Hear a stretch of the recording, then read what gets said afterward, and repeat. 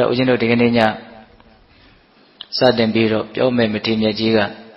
နော်ရှင်သာရိပုတ္တရာမထေရမြတ်ကြီးရဲ့အကြောင်းကိုပြောမှာပါလက်ရတော်ရာအရှင်သာရိပုတ္တရာမထေရမြတ်ရဲ့အကြောင်းမထေရမြတ်ကြီးရဲ့ဟောကြားခဲ့တဲ့တရားတွေမထေရမြတ်ကြီးရဲ့အကြောင်းတွေကိုမှတ်တမ်းတင်ထားတာတွေကအလွန်တရာမှများပြားတယ်ဒါကြောင့်ဦးဇင်းတို့ဟောမယ်ဆိုလို့ရှိရင်တော့ရှင်သာရိပုတ္တရာမထေရမြတ်တစ်ပါးနဲ့ပတ်သက်တဲ့အကြောင်းအရာကိုဟောပြောနေမယ်ဆိုရင်ကိုတော့အများကြီးဟောလို့ရတယ်ပေါ့သို့တော်လည်းပဲကျန်တဲ့မထေရမြတ်တွေရဲ့အကြောင်းကိုပြောကျင်သေးတာဖြစ်တဲ့အတွက်ကြောင့်ရှင်သာရိပုတ္တရာမထေရမြတ်ကြီးရဲ့အကြောင်းကိုတော့ဦးဇင်းတို့2ညလောက်ပြောမယ်လို့စဉ်းစားထားပါတယ်ဟုတ်လားအဲ့တော့ဒီကနေ့ရှင်သာရိပုတ္တရာမထေရမြတ်ကြီးရဲ့အကြောင်းအပိုင်း1လို့ဆိုကြပါစို့နော်အလုံးနာယူကြည်ညိုကြည်ကြရအောင်နော်ဒီတရားဒေသနာတော်ကိုမဟောကြားသေးခင်မနာကြသေးခင်မှာတရားတော်အလုံးကိုဟောကြားတော်မူခဲ့တဲ့ဘုရားရှင်ကိုရောမြတ်ရဲ့အင်မတန်အေးချမ်းကြည်လင်တော်မူတဲ့မဟာကရုဏာကို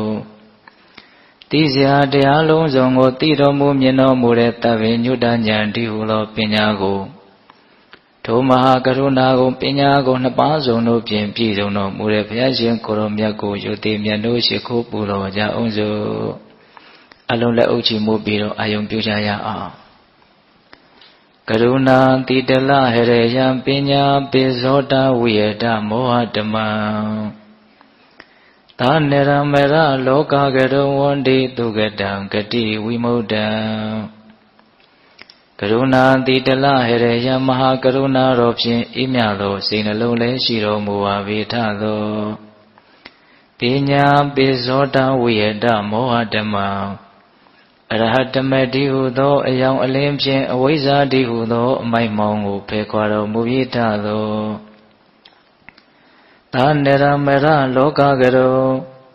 လူနှင့်မြမတတ္တဝါနန္ဒတို့ဤကြောက်တီတန်းတို့လေကရုပြုရာတရှုရီသောဆရာသခင်လည်းဖြစ်တော်မူပါ၏ထသောဂတိဝိမု ക്തံ ဒေဝမနုဿနိရယနှင့်ပေတတရိစ္ဆန်လာယအရှိငါတန်သောဂတိတို့မှလိထိုသဖြင့်ကင်းလွတ်တော်မူ၏ထသောဒုက္ကတံတတ္တဝါတို့အားအကျိုးများကြောင်းဟုတ်မှန်သောစကားကောင်းကိုသာမျက်ရှိတော်မူပါ၏ထသောဗုဒ္ဓံသစ္စာလေးရတရားမြတ်ကိုလက်ပေါ်တင်ထားဗရမ ्या ကဲ့သို့ပြတ်သားထင်တဲ့သိမြင်ပေတတ်ဘုရားရှင်ကိုယ်တော်မြတ်ကြီးကိုမေယံတရားဟောပုဂ္ဂိုလ်တရားနာပုဂ္ဂိုလ်ကောစုပညတ်ပရမတ်မမူယုံနာနှဖျားဖြစ်ကြပါသောဘုရားတပည့်တော်တို့သည်ဟိုနေဝနာမှာကာယဝစီမနောချီ၍သုံးဤဒွါရပနာမဖြင့်ဒုက္ခယောကျိုးလက်စုံမိုးကရှိခိုးဥညုပါဤမြတ်စွာဘုရား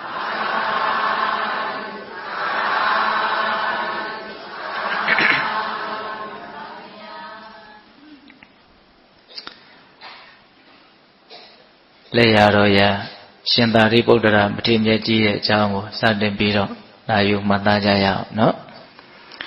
ဘင်းတို့ဘယ်ကနေစတင်ပြီးတော့ပြောကျင်တော့ဆိုတော့ဒီအက္ခတဝကမထေရမြတ်ကြီးနှစ်ပါးရှင်သာရိပုတ္တရာနဲ့ရှင်မဟာမောက္ကလသူတို့ဒီအက္ခတဝကရှုကိုပန်တဲ့ဘဝကစပြီးတော့ဘင်းတို့ပြောပါမယ်ဘယ်တော့မှသူတို့ဟာဒီရှုကိုပန်ခဲ့ကြတာတော့ဆိုတော့လွန်ခဲ့တဲ့တသိန်းချေနဲ့ကဘာတသိန်းထက်ကာလမှာအနောမဓာတ်တိဆိုတဲ့မြတ်စွာဘုရားပွင့်တော်မူတယ်လို့ဆိုပါတယ်အဲ့ဒီအနောမဓာတ်တိမြတ်စွာဘုရားရဲ့နော်လက်ရတော်ယံကနိတဗမထေလို့ခေါ်တယ်တဲ့လက်ဝဲတော်ယံကအနောမမထေလို့ခေါ်တယ်တဲ့အဲ့ဒီအနောမဓာတ်တိမြတ်စွာဘုရားရဲ့လက်ထက်တော်ခါကာလမှာအရှင်သာရိပုတ္တရာဖြစ်လာမဲ့အရှင်သာရိပုတ္တရာရဲ့အလောင်းလေယာကတရဒလူလင်ဆိုပြီးတော့အလွန်ချမ်းသာကြွယ်ဝတဲ့အမျိုးမှာလူဖြစ်တယ်ပေါ့သူ့မှာအလွန်ရင်းနှီးတဲ့ငယ်ငယ်လေးတွေကစပြီးတော့စော့ဘော်စော့ဘက်အလွန်ရင်းနှီးရတဲ့အလွန်ချစ်ခင်ရတဲ့တိတိဝတ္တနာဆိုပြီးတော့တငယ်ချင်းတယောက်လည်းရှိတယ်အဲ့ဒါဦးဇင်းတို့အရွယ်ရောက်လာတဲ့အခါကျတော့အိမ်တော်ရသားကြအဲ့ဒီမှာတရဒလူလင်ကတတိတံဝေကရတဲ့အတွက်ကြောင့်နော်လူပောင်ကိုစွန့်ခွာပြီးတော့တောထွက်ပြီးတော့သူယသိဝတ်တဲ့ အဲ့လိုယတိဝတ္တော်လည်းပဲယတိဝက္ခနေမှာသူ့ရဲ့တကယ်ချင်းဖြစ်တဲ့သတိဝတ္တနာကိုသူခေါ်တယ်ပေါ့မင်းယတိဝတ်နိုင်မလားငါကတော့မဝတ်နိုင်ဘူးဆိုတော့အဲ့ဒီမှာတရရလူလင်ကသူပိုင်ဆိုင်တဲ့ဥစ္စာပစ္စည်းအလုံးကိုစွန့်လွတ်ပြီးတော့ယတိဝတ်သွားတာအဲ့ဒါဦးဇင်းတို့တရားနှလုံးကျင့်သုံးရင်းနဲ့နော်ဇံပင်ခြင်းနဲ့ပြည့်စုံတဲ့တကူဣတိပတ်နဲ့ပြည့်စုံတဲ့ယတိသူတော်စင်တစ်ပါးဖြစ်တယ်ပေါ့အဲ့ဒါနောက်တော့သူ့ကိုကြည်ညိုလို့သူ့စီကိုတပည့်ခံပြီးတော့လာပြီးတော့ကျင့်သုံးကြတဲ့တပည့်တွေယတိတွေတဖြည်းဖြည်းနဲ့များများလာလိုက်တာ94,000လောက်တောင်ရှိတယ်တဲ့အလွန်များတဲ့တပည့်ပရိသတ်ကြီးကိုအုပ်ချုပ်ပြီးတော့နေတာပေါ့နော်တော်ထဲမှာအဲ့ဒါလိုနဲ့ဒီတရရယတိအရှင်မြတ်တော်ထဲမှာနော်ဇန်ချမ်းသာနဲ့နေနေတဲ့အချိန်မှာပဲလောကသုံးပါးမှာအနောမတ္တိမြတ်စွာဘုရားပွင့်တယ်။ဒါဘုရားရှင်ကိုရောင်မြတ်ကြီးကတနေ့မှာဟောတပည့်ညုတဉာဏ်ကွန်ရက်ကိုဖြန့်ကျက်ပြီးတော့ကြည့်တဲ့အခါမှာအဲ့ဒီတရရယတိရဲ့တပည့်ပေါင်း94,000ကျွတ်တန်းဝင်မယ်ဆိုတာကိုသိတယ်မြင်နေတဲ့အဲ့ဒါနဲ့အနောမတ္တိမြတ်စွာဘုရားကတရရယတိရှိတဲ့တောထဲကိုကြွသွားတာဒါဦးဇင်းတို့အတူချုပ်လေးပဲပြောမှာပါဟုတ်လားအဲ့လိုကြွသွားတဲ့အခါကျတော့တရရယတိရှင်သာရိပုတ္တရာအလောင်းဖြစ်တဲ့အဲ့ဒီယတိအရှင်သူမြတ်ကဒါဟာသုံးလောကထွတ်ထားတပ်ပင်ညူမြတ်စွာဘုရားပဲလို့နော်ဒီရုပ်ပိုင်းဆိုင်ရာလက္ခဏာတော်ကြီးငယ်အတွေ့အကြုံနဲ့တင့်တယ်တဲ့ယူပကာယတော်ကိုဖူးမြင်ရတာနဲ့ပဲသူအတတ်သိတယ်အဲ့ဒါနဲ့အလွန်မြင့်မြတ်တဲ့ပုဂ္ဂိုလ်ပဲဆိုပြီးတော့နော်ပန်းပုံကြီးပေါ်မှာပူဇော်ပြီးတော့နော်ဘုရားရှင်ကိုရမကြီးကိုသူရှ िख ိုးပြီးတော့ပူဇော်တယ်အဲ့ဒါခဏနေတော့သူ့ရဲ့တပည့်တွေရောက်လာတော့ဩဒီအရှင်မြတ်ကတို့ရဲ့ဆရာတဲ့တောင်မြတ်သလားလောကမှာတို့ဆရာတဲ့မြတ်တာဘယ်သူမှမရှိဘူးလို့တို့ထင်နေတာခုတို့ရဲ့ဆရာကပဲဒီအရှင်မြတ်ကိုနော်ပူဇော်နေတယ်ရှ िख ိုးနေတယ်အဲ့လိုမျိုးဖြစ်တော့တရရယတိကဟုတ်တယ်ဒါဟာသုံးလောကထွတ်ထားတပ်ပင်ညုမြတ်စွာဘုရားဖြစ်တယ်ငါထက်အစာပေါင်းသိမ့်တန်းဂရေမကမြင့်မြတ်တယ်လို့အဲ့လိုမင်းရှိတော့တပည့်ယတိတွေကလည်းမြတ်စွာဘုရားကိုရှ िख ိုးကြပူဇော်ကြပါအဲ့ဒီအချိန်မှာနောမတ္တိမြတ်စွာဘုရားကအဋိဋ္ဌံနဲ့ငါရဲ့လက်ရတော်ရန်လက်ဝဲတော်ရန်မထေဖြစ်တဲ့နိဒဗမထေနဲ့အနောမမထေဟာယဟန်တန်ဃာပေါင်းများစွာချမ်းရမ်းပြီးတော့ငါစီကိုလာစေတည်းလို့အဋိဋ္ဌံနဲ့အဲ့ဒါခဏနေတော့အဂတဝကအစုံနဲ့ယဟန်တန်ဃာပေါင်းများစွာနောမတ္တိမြတ်စွာဘုရားဒီကိုရောက်လာကြအဲ့ဒီမှာမြတ်စွာဘုရားကလက်ရတော်ရန်လက်ဝဲတော်ရန်မထေမြတ်နှစ်ပါးကိုတရားဟောခိုင်းနေယတိတွေကိုအဲ့ဒီလိုတရားဟောတဲ့အခါမှာယတိတွေရဲ့စိတ်ထဲမှာဘာအတိတုဉဏ်တို့မှမရဘူးဒါပေမဲ့ထူးခြားတာတစ်ခုကဒီမြတ်စွာဘုရားကဒီယဟန်နှစ်ပါးကိုအလွန်ဦးစားပေးပြီးတော့တရားဟောခိုင်းနေဆိုတာကိုတွေ့မြင်ရတော့တရရယတိရဲ့စိတ်ထဲမှာအဲ့ဒီအက္ခတဝကနှစ်ပါးကိုအလွန်စိတ်ဝင်စားတယ်အဲ့ဒါအက္ခတဝကနှစ်ပါးတရားလည်းဟောပြီးရောအနောမတ္တိမြတ်စွာဘုရားဆက်ပြီးတော့တရားဟောတယ်နော်ဘုရားတို့ရဲ့တင့်တယ်ခြင်းဖြင့်တရားဒေသနာကိုဟောကြားတဲ့အခါမှာယတိပေါင်း94,000ယဟနာဖြစ်တယ်တဲ့ဒါပေမဲ့ဆရာကြီးဖြစ်တဲ့တရရယတိကတော့ဘာအတိတုဉဏ်တို့မှမရအောင်ဘာဖြစ်လို့မရတာလဲဆိုတော့မြတ်စွာဘုရားတရားဟောနေတဲ့အချိန်မှာသူ့ရဲ့စိတ်ထဲမှာအဲ့ဒီအက္ခတဝကမထေမြတ်နှစ်ပါးရဲ့အကြောင်းပဲရှိနေတယ်ဒါကိုသူအရင်စိတ်ဝင်စားတယ်အဲ့ဒါနဲ့တရားလည်းဟောပြီးပြီဆိုတော့အဲ့ဒီအနောမတ္တိမြတ်စွာဘုရားကိုလျှောက်တယ်ရှင်ဗျာအဲ့ဒီမထေမြတ်နှစ်ပါးကနော်ဘယ်လိုအစဉ်တမ်းမျိုးရှိတာလဲနော်ဘယ်လိုအနေထားမျိုးလဲလို့မေးတော့ဒါကလက်ရတော်ရန်ဒါကလက်ဝဲတော်ရန်အဲ့လိုမျိုးမင်းရှိတဲ့အခါကျတော့အဲ့ဒီတရရရှင်ယတိကအေးငါကတော့တဆူသောမြတ်စွာဘုရားရဲ့လက်ထက်မှာလက်ရတော်ရန်ပညာအရာမှာအသာဆုံးအမြတ်ဆုံးဖြစ်တဲ့လက်ရတော်ရန်မတည်ဖြစ်ရရင်တော့ကောင်းမှာပဲဆိုပြီးတော့ဒီမှာသူစုပန်တာဟုတ်လားနော်တပည့်တွေကဘာဖြစ်သွားတော့ယန္တာဖြစ်သွားတာနော်အေးအဲ့ဒီမှာသူကမြတ်စွာဘုရားပြန်ကြွသွားပြီဆိုတော့သူလည်းပဲဇံပိန်ခြင်းနဲ့သူ့ရဲ့တငယ်ချင်းရှိရာတိတိဝတ္တနာစီကိုသွားတာသွားပြီးတော့တငယ်ချင်းငါကတော့လက်ရတော်ရန်နော်အက္ခတဝကယာတို့ကိုငါဆွတောင်းခဲ့တယ်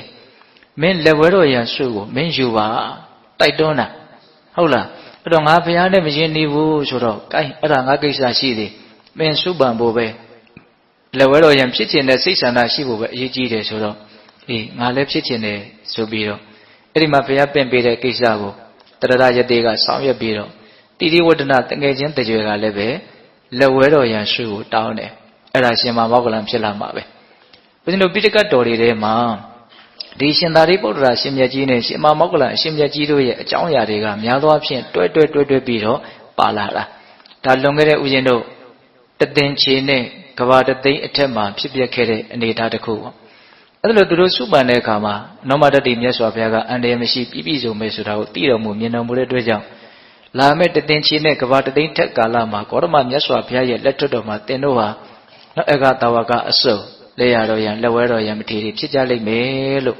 မလွဲဧကမှန်တဲ့ဗျာဒီစကားမိန်ကြတာဟုတ်လားဒါသူတို့စုပန်တဲ့အကြောင်းပေါ့ဆက်ပြီးတော့ပြောမှာကဦးဇင်းတို့နောက်ဆုံးဘဝဒီမထေရမြတ်ကြီးနှစ်ပါးအထူးသဖြင့်နော်အဂတဝကပညာရာမှာဣတတဲ့ရတဲ့နော်အရှင်မြတ်ကြီးအရှင်သာရိပုတ္တရာနောက်ဆုံးဘဝအနေအထားလေးကိုဆက်ပြီးတော့ပြောပါမယ်ဟုတ်လားဦးဇင်းတို့မြတ်စွာဘုရားလက်ထက်ရောက်တော့ရှင်သာရိပုတ္တရာဖြစ်လာမဲ့အဲ့ဒီတတရယတိကနော်ရာဇဂိုမြို့ရဲ့အနေဥပတိတ်တရွာအဲ့ဒီရွာမှာနော်ရွာကြီးလို့ဆိုကြပါတော့အချမ်းသာဆုံးရွာကိုအုပ်စိုးရတဲ့နော်ဝင်ကန္တပုံနာဆိုတာရှိတယ်နော်သူ့ရဲ့ဒကမာကြီးကရူပတာရီပုံနေမလို့ခေါ်တယ်အဲ့ဒီရူပတာရီပုံနေမရဲ့ဝမ်းမှာနော်သွားပြီးတော့ဖြစ်တယ်မွေးဖွားလာတဲ့အခါကျတော့ဥပတိတ်တရွာမှာမွေးဖွားတဲ့အကြီးအကဲဖြစ်မှာဖြစ်တဲ့အတွက်ကြောင့်ဥပတိတ်တလို့ပဲနာမည်ပေးတယ်နော်မွေးခြင်းကဘယ်နှယောက်ရှိလဲဆိုတော့သူ့ရဲ့အောက်မှာညီ3ယောက်ညီမ3ယောက်ရှိတယ်ဟုတ်လားသူတို့ရဲ့အကြောင်းတွေကိုလည်းတစ်ချိန်မှာရှင်သာရိပုတ္တရာရဲ့နော်ညီမများရဲ့အကြောင်းကိုလည်းပဲနော်တရားတစ်ပုဒ်ဟောဖို့ဦးဇင်းတို့စဉ်းစားထားပါတယ်နော်စာလာရဲ့ဥပစာလာရဲ့တိတုပစာလာရဲ့ဆိုတော့ညီမ3ယောက်ရှိတယ်ဟုတ်လားနော်ညီ3ယောက်ကစုံဒရဲ့ဥပသေနရဲ့ရေဝဒရဲ့ဆိုပြီးတော့နော်ညီ3ယောက်ညီမ3ယောက်ရှိတယ်အားလုံးအဲ့ဒါရှင်မြတ်ကြီးရဲ့အစွမ်းကြောင့်သာသနာ့ဘောင်ဝေယံပြုပြီးတော့အကုန်လုံးယန္တာဖြစ်ကြတာဟုတ်လားသူတို့ရဲ့အကြောင်းကလည်းပဲစိတ်ဝင်စားစရာကောင်းပါတယ်အဲ့တော့ဦးဇင်းတို့ရှင်မောက္ကလန်ဖြစ်လာမဲ့ပုဂ္ဂိုလ်ကတော့နော်အဲ့ဒီရာဇဂိုမြို့ရဲ့အနေကနော်ကောလိတဆိုတဲ့ရွာမှာမောက္ကလီပုံနေမရဲ့ဝမ်းမှာသွားပြီးတော့ဖြစ်တယ်ဒါရှင်မောက္ကလန်ဖြစ်လာမှာပဲဟုတ်လားသူတို့ရဲ့ငယ်နာမည်ကနော်ရှင်သာရိပုတ္တရာရဲ့ငယ်နာမည်ကဥပတိတ်တရှင်မောက္ကလန်ရဲ့ငယ်နာမည်ကကောလိတဒါပေမဲ့လို့ရူပတာရီနော်တာရီပုံနေမရဲ့သားဖြစ်လို့တာရိပုတ္တရာလို့ဒီလိုနာမည်ဖြစ်တာမောက္ကလီပုံနေမရဲ့သားဖြစ်လို့မောက္ကလာနမောက္ကလန်လို့ဒီလိုနာမည်တွင်တာဟုတ်လားအဲ့ဒါသူတို့ကအလွန်တရာမှချမ်းချမ်းသာသာကြီးပြင်းလာကြတာအလွန်မှလည်းပဲချစ်ခင်ရင်းနှီးတဲ့တငယ်ချင်းတွေပဲဆက်ဖြစ်တယ်ဟုတ်လားအဲ့ဒါတုံးတစ်ခုပွဲလန်းတဲ့ပင်သွားတယ်ရှိတယ်အရေးရဲ့အကြောင်းရဲ့သွားတယ်ရှိတယ်ဆိုရင်အဲ့ဒီဥပတိတ္တလုလင်ကရွှေထန်းစဉ်900တောင်အချမ်းရံရှိတယ်လို့ဆိုတယ်နော်အလွန်ချမ်းသာတဲ့အမျိုးပေါ့နော်ဟုတ်လားအဲ့ဒီဦးဇင်းတို့ကောလိတလုလင်ကတော့မြင်းရထား900အချမ်းရံရှိတယ်တဲ့အဲ့နေတိုင်းသူတို့မတွေ့တဲ့အချိန်မရှိဘူးအလွန်ချစ်ခင်ကြတယ်အလွန်ရင်းနှီးကြတယ်အဲ့ဒီမှာသူတို့ယဟန်ပြုခြင်းစိတ်ပေါက်ရတဲ့အကြောင်းကလည်းပဲပိဋကပေါင်းသူတော်ကောင်းတို့အားလုံးကြားဝနာဝရှိတဲ့အကြောင်းအရာလေးပါအကျဉ်းမြင့်လေးတွေပဲဦးဇင်းတို့ပြောရမယ်အဓိကပြောချင်တာကဒီမထေရမြတ်ကြီးတွေရဲ့နော်တရားဒေသနာဒီမထေရမြတ်ကြီးတွေရဲ့နော်အရှိအသွေးသူတို့ရဲ့စိတ်နေသဘောထားအတူယူစရာဒါတွေကိုပဲဦးဇင်းတို့ကဦးစားပေးပြီးတော့ပြောနေတာပါဒါပေမဲ့လို့ဒီအထုပ်ပတ္တိလေးတွေကလည်းပဲလိပ်ပတ်လေယုံလေးလောက်တော့လေသိထားတဲ့နေပေါ့ဟုတ်လားအေးအဲ့တော့သူတို့ဘာလို့ရဟန်းပြုခြင်းစိတ်ပေါက်သွားတာတော့ဆိုတော့နော်နှစ်တိုင်းရာဇဂိုမြို့မှာတောင်ထိပ်နှစ်ခတ်ပွဲသဘင်ဆိုတာရှိတယ်တဲ့အဲ့တော့တစ်နှစ်မှာတော့ဟောတငယ်ချင်း2ယောက်ပွဲလန်းသဘင်အကြီးခံရချမ်းရံပြီးတော့ပိဋကတ်များစွာနဲ့ပွဲကြည့်ကြတယ်ပေါ့အဲ့ပွဲကြည့်ရင်လည်းသူတို့2ယောက်ကအတူတူပဲကြည့်ကြတာဟုတ်လားတနေရာထဲမှာစင်တစ်ခုထဲမှာဒီလိုပဲကြည့်ကြတာအဲ့ဒီနေ့မှာတော့နော်ဥပါဒိတလုလင်ကဘလို့စဉ်းစားတော့ဆိုတော့ကတဲ့လူတွေကကကြည့်တဲ့လူတွေကကြည့်အခါတိုင်းဆိုလို့ရှိရင် तू ဟာဝမ်းသာစရာတွေ့ရင်ဝမ်းသာတယ်ကြည်ရင်နဲ့ဝမ်းနေစရာတွေ့ရင်ဝမ်းနေတယ်ဆုချစရာတွေ့ရင်ဆုချတယ်ပေါ့ဒီနေ့မှာတော့အဲ့ဒီလိုစိတ်ကူးမျိုးမရှိဘူးသူ့စိတ်ထဲဘလို့စဉ်းစားတော့ဆိုတော့ကတဲ့လူတွေကကကြည်တဲ့လူတွေကကြည်ဘာတွေတော့ဘာတွေပဲဖြစ်လို့နေဟောဒီလူတွေကနေတဲ့လူတွေရောကြည်နေတဲ့လူတွေရောနှစ်ပေါင်း100အတွင်းမှာအားလုံးပျောက်ကွယ်သွားကြမဲ့လူတွေကြီးပဲဒါဟုတ်သူစဉ်းစားမိတယ်တဲ့အဲ့လိုစဉ်းစားမိပြီးတော့လောကကြီးကအနှစ်သာရကင်းမဲ့လှလေဆိုတာကအချီးနီးလောကကြီးပါတကားဘာတွေပဲဖြစ်လို့နေပြီးတော့လည်းပဲပျောက်ကွယ်သွားရတဲ့အနေအထားကြီးကိုကြည့်ပြီးတော့စိတ်ထဲမှာနော်ဟာလာကြီးဖြစ်နေတယ်ပေါ့နော်စိတ်ထဲမှာဘာမှနေရထိုင်ရတာအရသာမရှိဘူးအနှစ်သာရကင်းမဲ့လှကြီးတကားသူ့စိတ်ထဲမှာအဲ့လိုတွေးမိတယ် ငါတော့လွတ်မြောက်ရေးတရားကိုရှားမှဖြစ်မယ်ဒီမကောင်းတဲ့အနေထားကလွတ်မြောက်အောင်လုံးဝဖြစ်မယ်ဒီအတွေးတွေပေါ်လာတယ်ဒါကလည်းပဲနှိုးဆော်တဲ့ပါရမီတရားတို့ရဲ့အစွမ်းလို့ဖြစ်မယ်လို့ဆိုရမှာပေါ့နော်တိုက်ဆိုင်တိုင်းပဲကောလိတလူလင်ကလည်းအဲ့ဒီလိုပဲတွေးနေတာအဲ့ဒါပြီးပြီဆိုတော့တကယ်ချင်းမင်းကြည်ရတာဒီနေ့မရွှင်ပါလားမင်းဘာတွေများစဉ်းစားနေတော့ပြောပြတယ်ငါဒီလိုစဉ်းစားမိတယ်တိုက်ဆိုင်လိုက်တာငါလည်းဒါပဲစဉ်းစားနေတာအေးအဲ့လိုဆိုရင်တို့နှစ်ယောက်ဘာလုပ်မလို့အဲ့လိုဆိုလို့ရှိရင်အိယာတီထောင်လွတ်ပေါင်ကိုစွန့်ပြီးတော့တို့ရဟန်းပြုကြမယ်နော်အဲ့ဒီချိန်မှာမြတ်စွာဘုရားမပွင့်သေးဘူးနော်ဟုတ်လားဒါနဲ့တို့ပဇုတိကိုရဟန်းပြုမလို့ဆိုတော့အဲ့ဒီခါကအဲ့ဒီအချိန်ခါတုန်းကနော်ဘုရားဆိုပြီးတော့နာမည်ကြီးနေတဲ့နော်အချင်းရနေအလွန်များပြီးတော့အလွန်နာမည်ကြီးနေတဲ့သိန်းကြီးဆရာကြီးဆိုတာရှိတယ်အဲ့ဒီသိန်းကြီးဆရာကြီးတွေကိုတွားပြီးတော့တို့ရဟန်းပြုကြမယ်ဆိုပြီးတော့နော်အလုံးကိုစွန့်ခဲ့ပြီးတော့ရဟန်းပြုကြတာ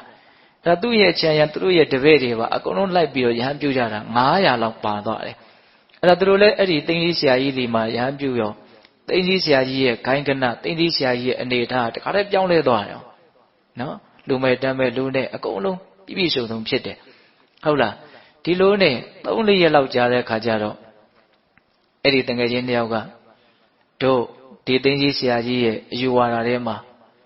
နော်ဘာမှအနှစ်သာရရှိတာကိုမတွေ့ရဘူးနောက်ထပ်လည်းထပ်ပြီးတော့ဘာမှသင်ယူစရာလည်းမရှိတော့ဘူးဒါပေမဲ့လို့သဘူရိတ်ကျွန်းဆိုတာလောကဆိုတာကျေပြန့်နေဒီလွတ်မြောက်ကြောင်းတရားကိုသိတဲ့လူဆိုတာတွေ့ရမှာပဲဒါကြောင့်နော်အနှစ်သာရကင်းမဲ့တယ်လို့သိမြင်ပေမဲ့လို့လည်းပဲအဲ့ဒီရဟန်းဘွားကိုသူတို့မစွန့်ဘူးဆက်ပြီးတော့အမှန်တရားကိုရှာမယ်တကယ်လို့တို့နှစ်ယောက်အမှန်တရားကိုရှာတဲ့အခါမှာတွေ့တဲ့လူကနော်အရင်တွေ့တဲ့လူကနောက်လူကိုလာပြီးတော့ပြောတကြီးဆိုပြီးတော့ဂတိကိုလည်းထားကြတယ်ပေါ့နော်အဲ့ဒီလိုနဲ့ဦးဇင်းတို့ကာလတစ်ခုရောက်လာတဲ့အခါမှာမြတ်စွာဘုရားရှင်ကိုရမကြီးပွင့်လာတယ်နောက်ပြင်စဝဂီ9ဦးဆိုတာလည်းပဲတရားဥကိုနာပြီးတော့ယဟနာဖြစ်ကြတယ်လို့ဆိုကြပါစို့ဟုတ်လားအနတ္တလက္ခဏာတုတ်ရဲ့နော်နာပြီးဒီရဲ့ခြားမဲ့မှာအလုံးယဟနာဖြစ်ကြတယ်အဲ့ဒီပြင်စဝဂီ9ဦးထဲမှာတဦးအပါဝင်ဖြစ်တဲ့ရှင်အတ္တစီဟုတ်လားအဲ့ဒီရှင်အတ္တစီနဲ့တွေ့တာဥပါဒေသရှင်သာရိပုတ္တရာကိုရမကြီးရဲ့ဖြစ်လာမဲ့ပုဂ္ဂိုလ်ကရှင်အတ္တစီကိုတွေ့တာတွေ့တဲ့အခါကျတော့အမူအရာကိုကြည့်တယ်မျက်နှာကိုကြည့်တယ်ပင်ကိုယ်ကလည်းဉာဏ်ပညာထက်မြက်တဲ့ပုဂ္ဂိုလ်ဖြစ်တဲ့အတွက်ကြောင့်ဒီလောက်ငြိမ်သက်တဲ့ပုဂ္ဂိုလ်ရဲ့တန်တာမှာမတေရာအမတ္တဓာတ်အမြိုက်နိဗ္ဗာန်သိတဲ့စိတ်သိတဲ့ဉာဏ်ဧကန္တရှိလိမ့်မယ်မှတ်မိတယ်ဟုတ်လားအဲ့ဒါနဲ့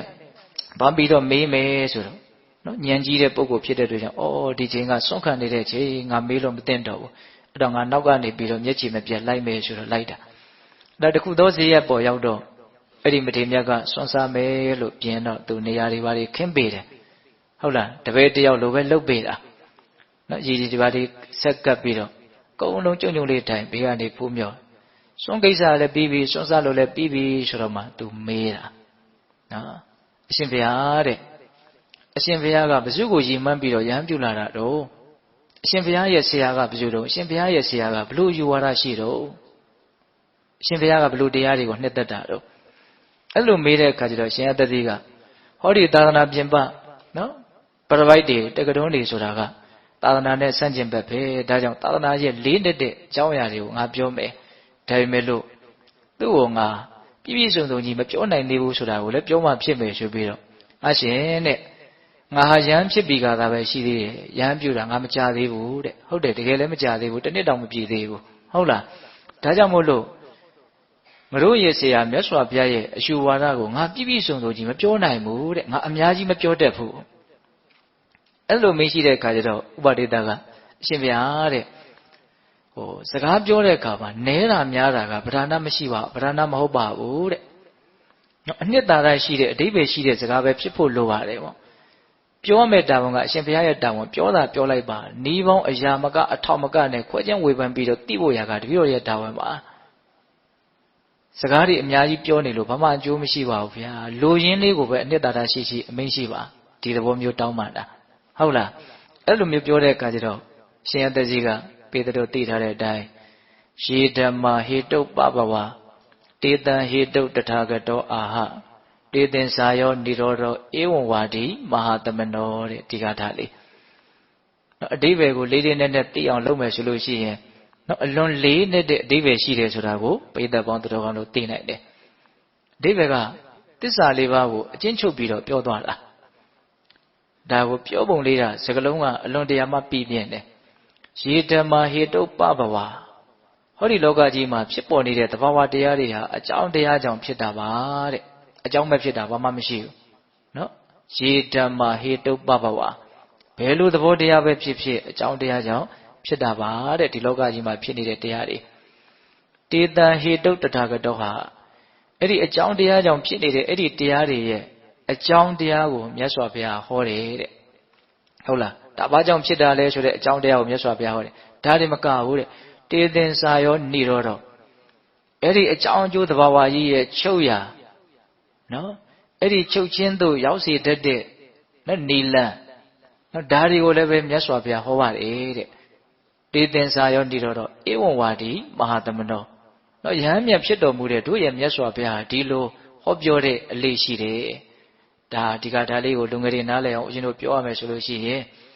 ်နော်သဘာဝတရားတွေ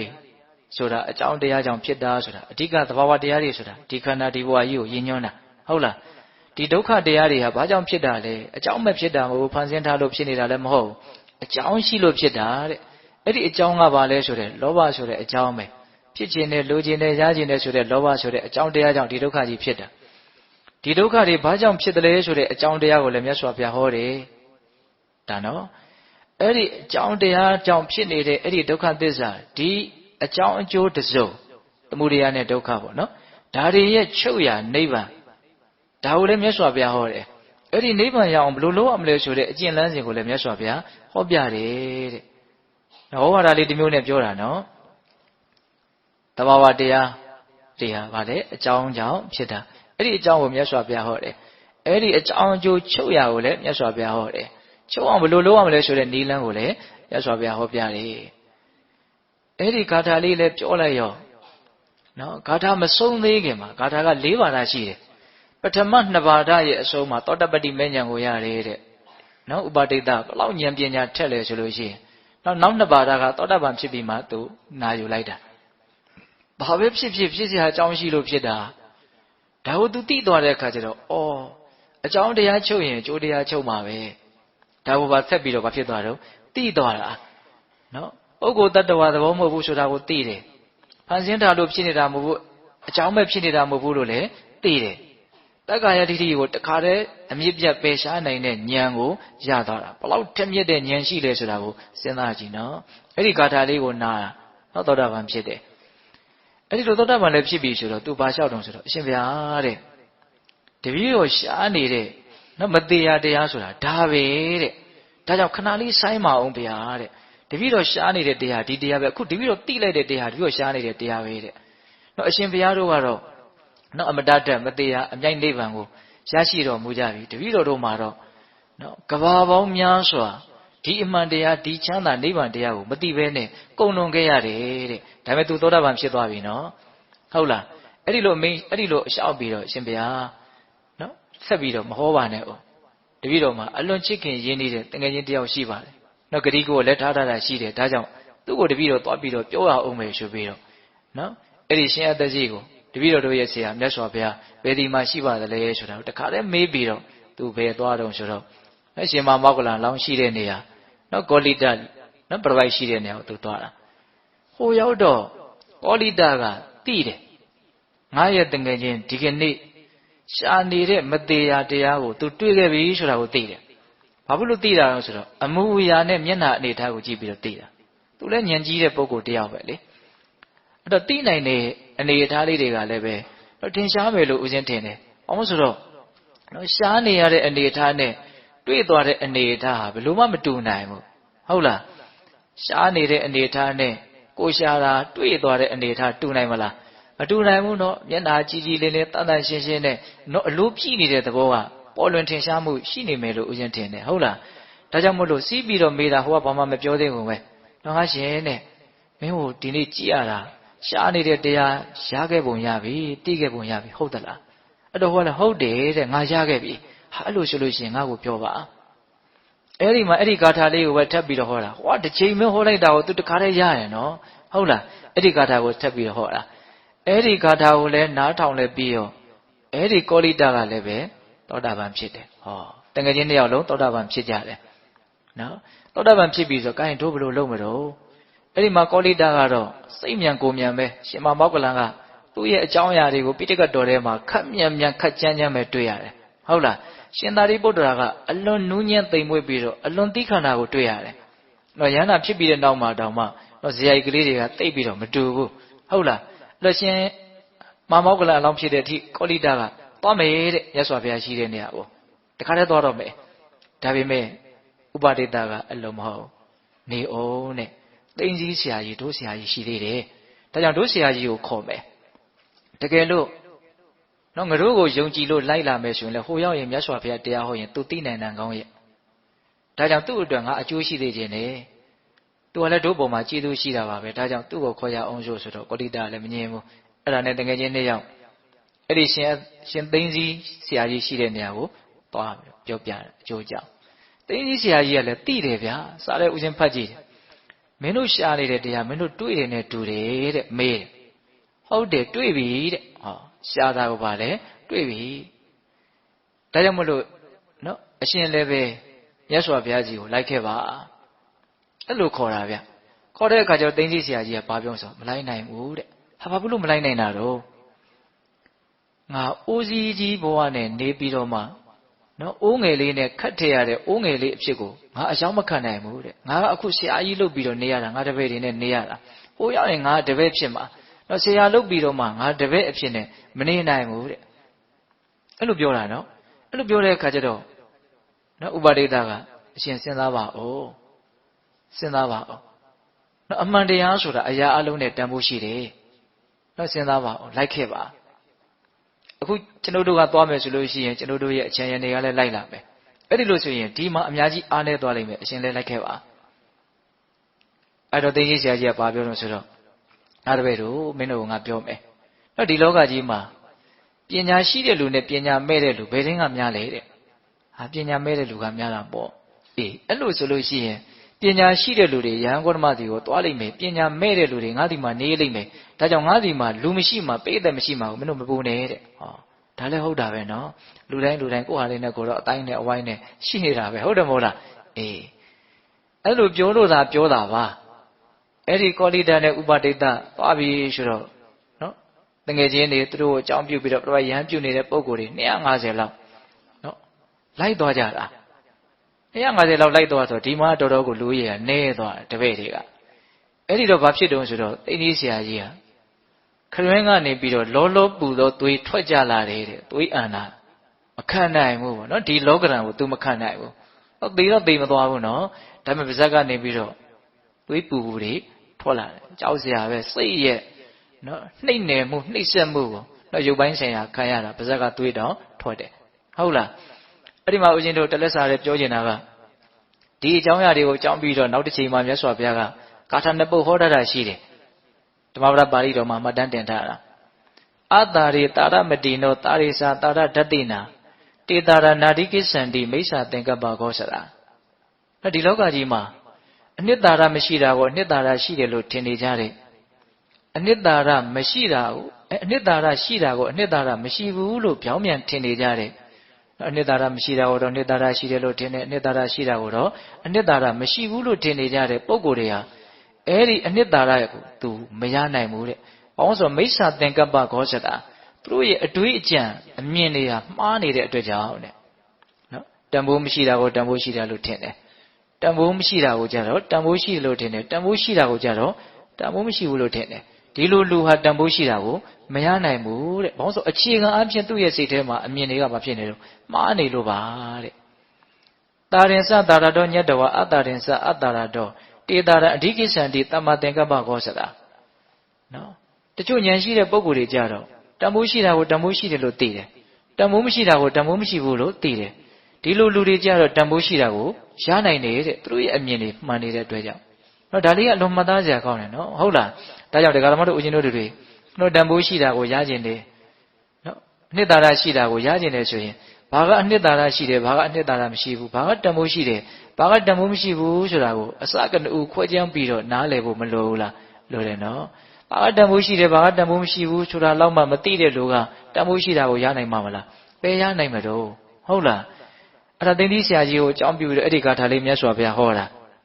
နော်ဒါကြောင့်ပိဿပေါင်းတော်ကောင်းတို့တော့လောကကြီးမှာဘာကတန်ဖိုးရှိတယ်ဘာကတန်ဖိုးမရှိဘူးဆိုတာကိုကိုယ်ကျန်းဝေဖန်ပြီးတော့သိနိုင်တဲ့ဉာဏ်ပညာရှိအောင်လဲကြိုးစားကြရမယ်ပေါ့နော်ဒီလိုနဲ့ဦးဇင်းတို့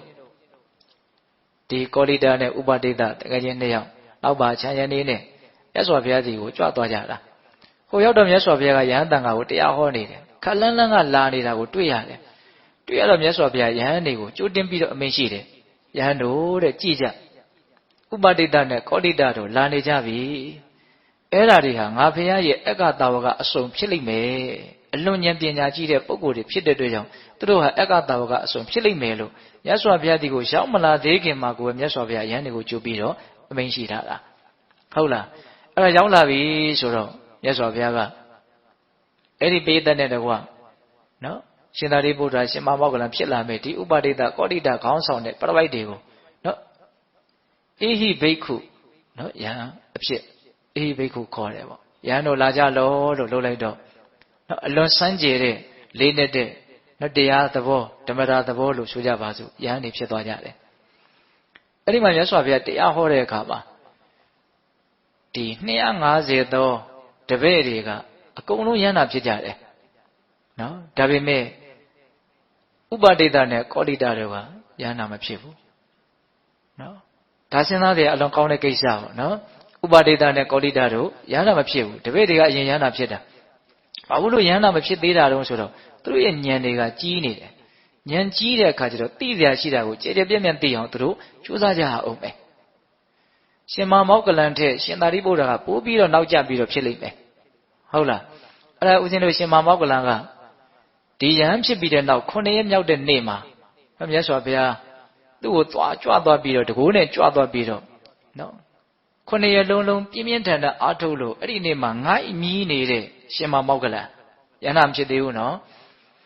အဲ့ဒီငိုင်းမြီးနေတဲ့ရှင်သာရိပုတ္တရှင်မမောက္ကလံကိုမြတ်စွာဘုရားကငိုင်းမြီးပျောက်ကြောင်တရားသွားပြီးတော့ဟောလို့အဲ့ဒီမှာယဟန်ဖြစ်တာအဲ့ဒါကရှင်မမောက္ကလံအကြောင်းပြောတဲ့အခါမှာဦးဇင်းတို့ပြည့်ပြည့်စုံစုံပြောပါမယ်ဟုတ်လားရှင်သာရိပုတ္တရာဖြစ်လာမဲ့အဲ့ဒီဥပဒိတကတော့15ရက်နေမှယဟန်ဖြစ်တယ်ဟုတ်လားဘာလို့အဲ့လိုဖြစ်ရတာတုံးဆိုတော့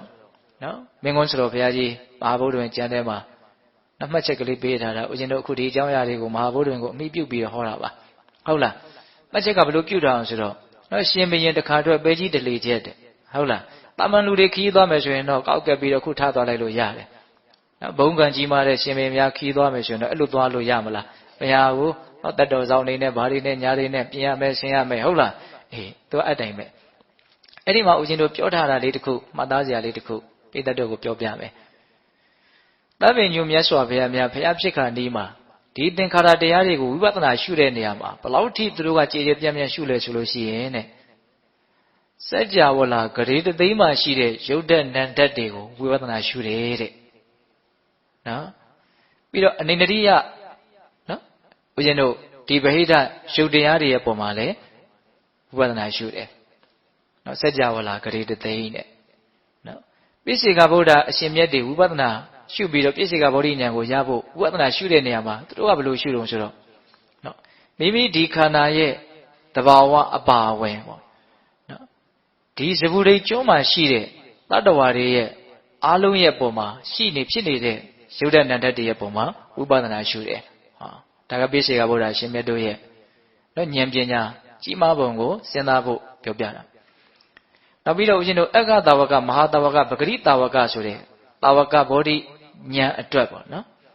အဲ့ဒါအတွက်ဦးဇင်းတို့ဝိပဿနာရှုတယ်ဆိုတော့ဘယ်လိုရှုတုံးဆိုတော့မိမိခန္ဓာနဲ့အားလုံးရဲ့သူများရဲ့ခန္ဓာကိုတော့ဗဟိတခန္ဓာပေါ့တပေါင်းနဲ့ပြုတ်ပြီးတော့မိမိခန္ဓာသူတစ်ပါးခန္ဓာဒီနှစ်မျိုးကိုပဲသူကဘာလို့တုံးဝိပဿနာရှုတယ်အိဋ္ဌဒုက္ခအနတ္တလက္ခဏာကြီး၃ပါးတင်တယ်ပေါ့ဒါတာဝကဗောဓိဉာဏ်ရဲ့နယ်ပယ်ပေါ့နော်တာဝကဗောဓိဉာဏ်ရဖို့အတွက်ဝိပဿနာရှုရမယ်နယ်ပယ်ပေါ့ဟုတ်လားအဲ့တော့ဒီမှာဦးဇင်းတို့ဆက်ပြီးတော့ပြောထားတာက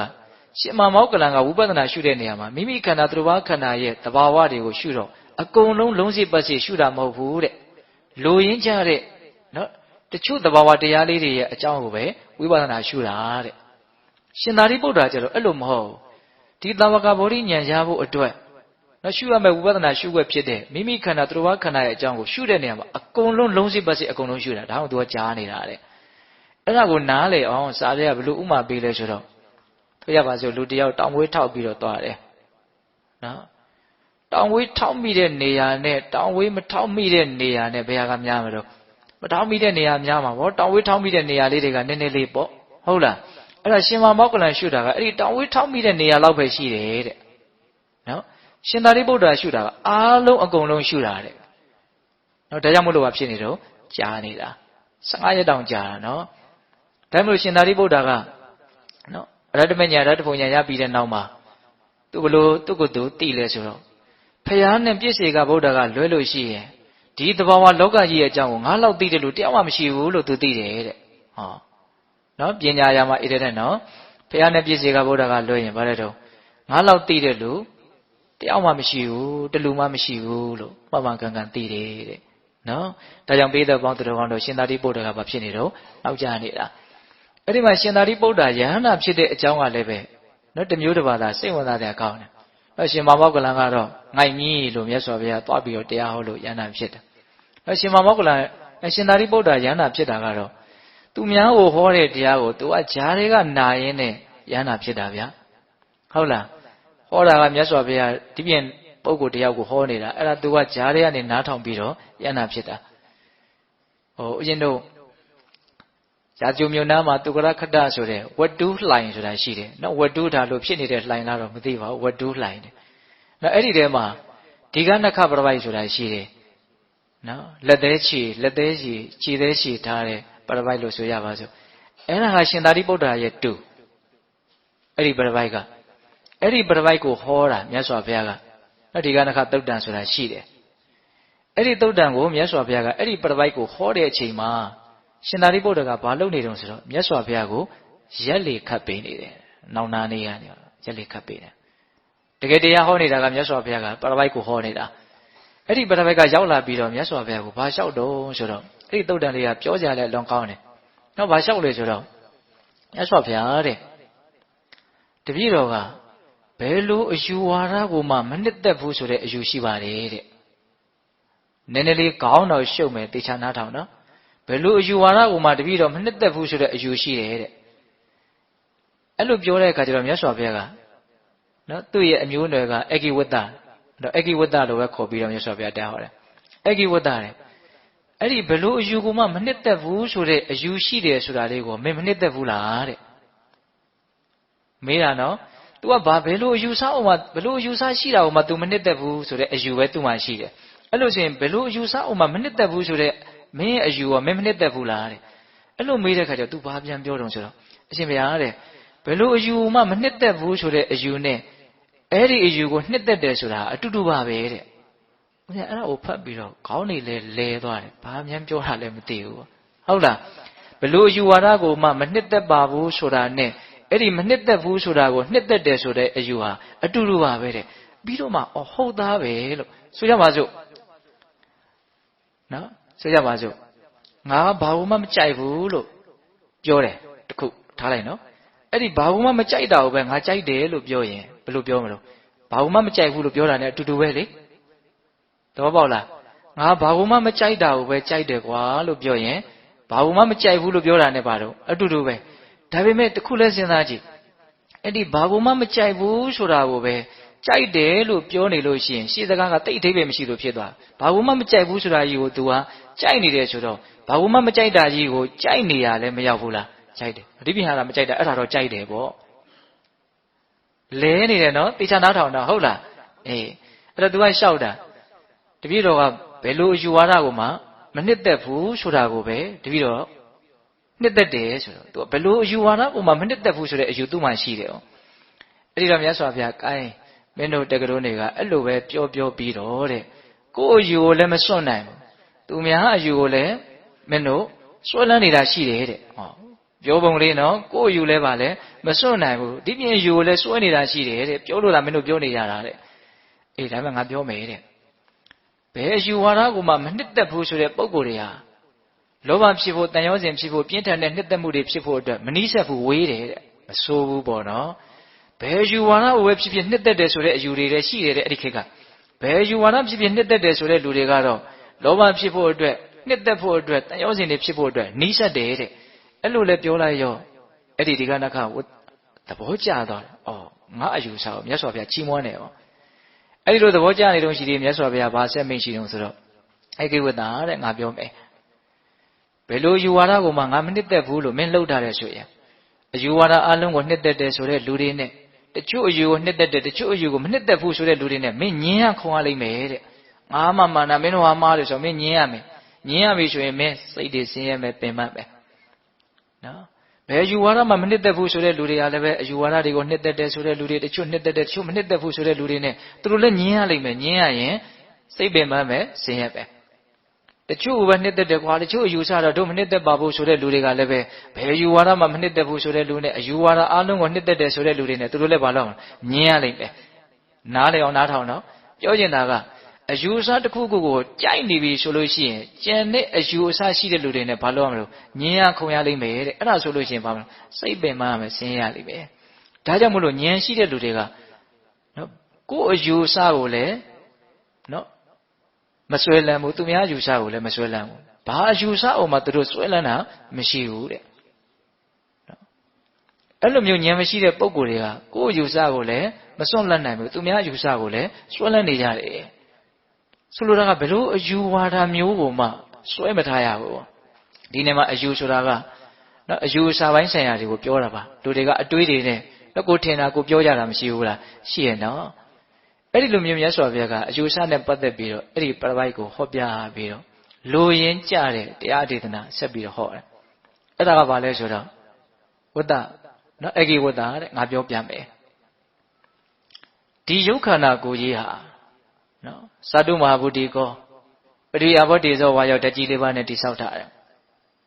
မာတပိဋိကတံဘောတဲ့အမိဖတို့ရဲ့တုတ်သွေးကိုအမိပြုတ်ပြီးတော့ဖြစ်လာတာနော်